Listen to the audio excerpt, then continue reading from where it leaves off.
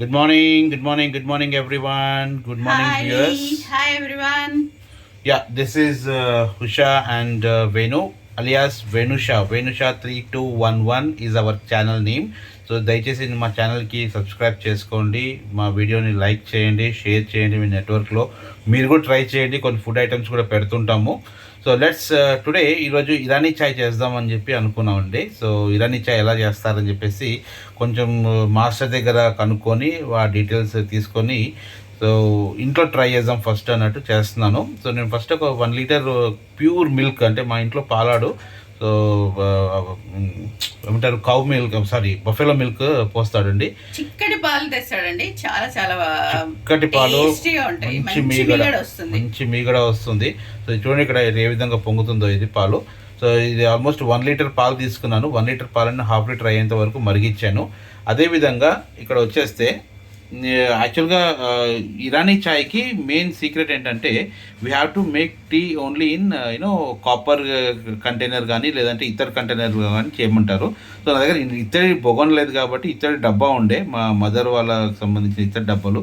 So ఒక డబ్బా అమ్మమ్మది అని చెప్పావు, ఇది అమ్మమ్మ వాళ్ళది. సో ఆ ఇత్తడి డబ్బాని తీసుకొని అందులో చేద్దాం అని చెప్పి ఈరోజు ట్రై చేస్తున్నాను. సో ముందుగా అందులో 1 లీటర్ వరకు వాటర్ పోసేసి ఒక 4 tablespoons of sugar and 3 tablespoons of tea powder వేసాను. అట్లాగే ఒక 9-10 ఇలాచీని పౌడర్ లాగా కొట్టేసి కచ్చపక్క అందులో వేసాను. సో వేసేసి మరిగించానండి.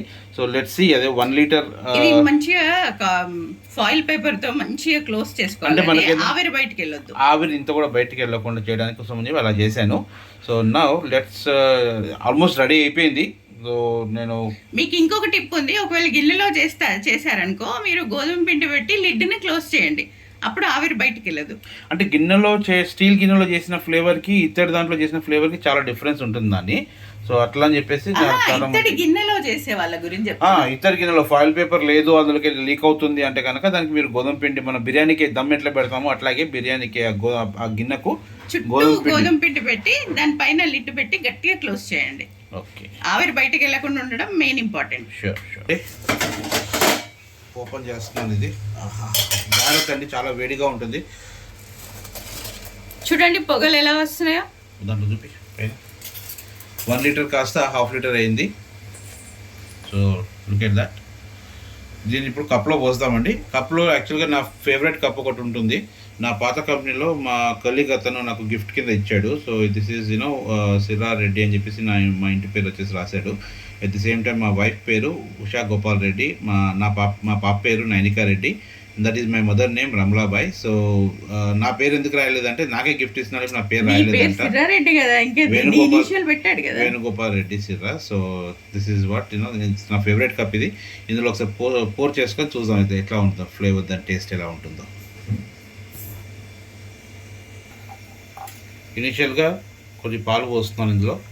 సో పాలు పోసేసుకొని ఎంత అండి, half cup milk, half cup మనకు నచ్చినంత పోసుకోవచ్చు, అదేం లేదు. మనకు డికాషన్ స్ట్రాంగ్ ఉండాలి టీ అంటే కొంచెం తక్కువ పోసుకుంటాం మిల్క్.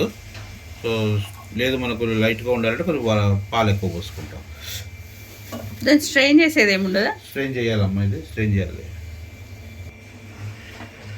ఆహా guys look at this, Irani tea పోస్తున్నాను. సో డికాషన్ ఫిల్టర్ చేస్తున్నారా?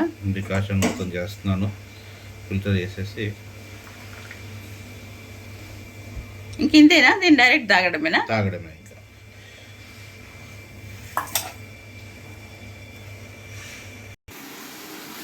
ఇదిగోండి ఫ్రెండ్స్, వేడి ఇరానీ టీ. అందరూ టీ అంటే కొంచెం తాగుతారు, but I don't like you know కొద్దిగా. So I want heavy. So cup నిండా పోసుకున్నాను. So let me taste. Okay, కొద్దిగా షుగర్ పడుతుంది, but it taste good. Please like and share my video. Thank you. Like, share, subscribe to our channel. Thank you. Thanks everyone.